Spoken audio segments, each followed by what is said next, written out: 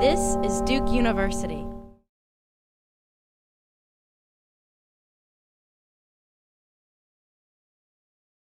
I'm Wesley Hogan. I'm the director of the Center for Documentary Studies and a historian, and I specialize in youth social movements, in particular the civil rights, women's liberation, and environmental movements. And I'm joined today by my colleague from UNC, Bernie Herman.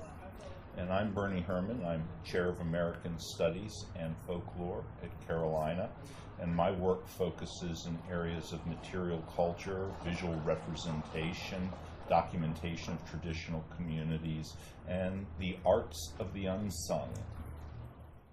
The name of our course is The Documentary Turn: Southern Cultures, and the semester is divided into three components.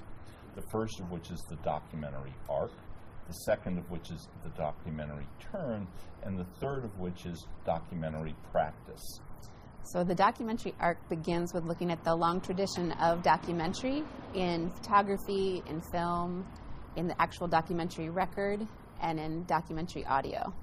We'll be looking at the origins in the early 19th century all the way through the later part of the 20th century, when things begin to take a radical turn with the increasing use of internet, mass access to film and photographic technologies, and the cell phone.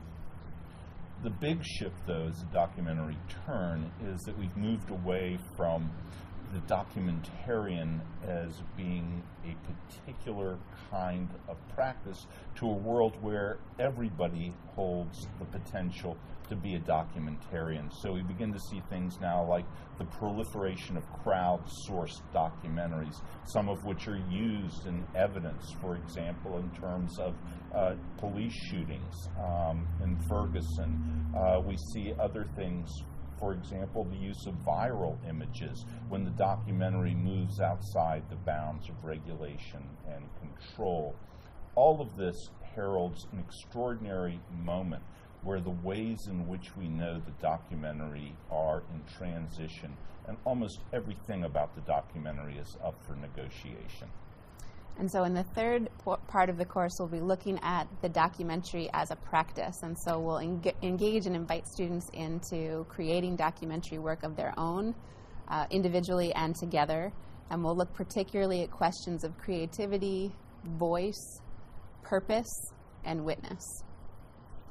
The outcome is a course where individual members of the class engage in conversation, critical and creative conversations, and art that is all but lost, and through those conversations begin to think about how they bear witness and how the world bears witness to all that goes on in it today.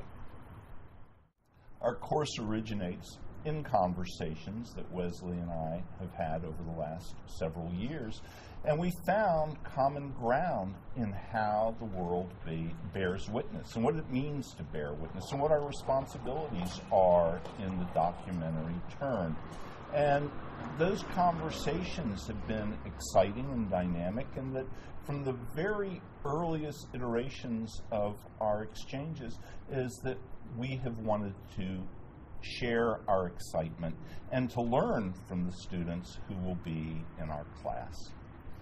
And so we're very much looking forward to the students' perspectives on growing up inside of the documentary turn. I think one thing that is important to note is that the students' perceptions of what is reality and who gets to tell the story and how are things edited in order to create a truer version of reality are something that we have really begun to give new thought to. And so as we move forward with the course, we're looking forward to hearing student perspectives as well as seeing student product in terms of their practice, their documentary practice, and what kinds of stories that they're telling.